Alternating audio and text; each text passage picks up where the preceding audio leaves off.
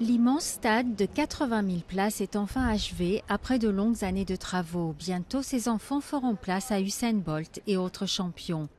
Les cyclistes découvriront l'étonnant vélodrome au toit de bois et les nageurs la piscine futuriste. À un mois des JO, les 34 sites sont fin prêts pour les 10 000 athlètes qui vont s'affronter. Londres est pavoisée aux couleurs des 204 nations et territoires participants. Et le gouvernement peut se targuer d'avoir respecté le budget arrêté il y a 5 ans, à défaut des toutes premières estimations. La Grande-Bretagne est en récession et un dépassement aurait été très mal vécu. Quand nous avons lancé le processus des JO en 2007, nous avons annoncé la formation d'un fonds de financement du secteur public, avec de l'argent des contribuables et de la loterie nationale, de 9,3 milliards de livres en tout.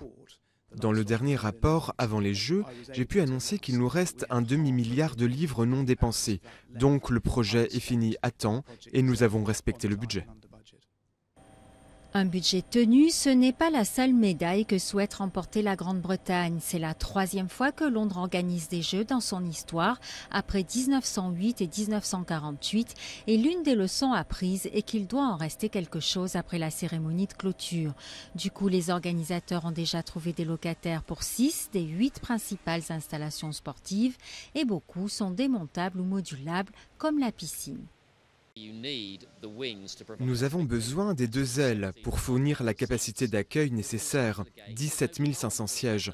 Mais évidemment, après les Jeux, nous n'aurons plus un tel nombre de spectateurs aux compétitions de natation.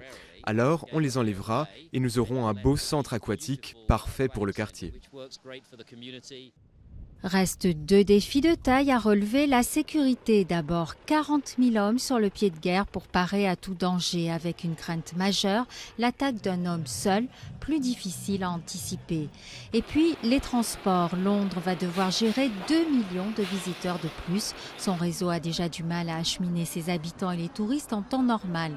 Alors la consigne numéro 1, lancée à tous ceux qui prennent les transports, est de travailler le plus possible de chez eux ou de retarder leur retour à la maison, quitte à faire halte au pub.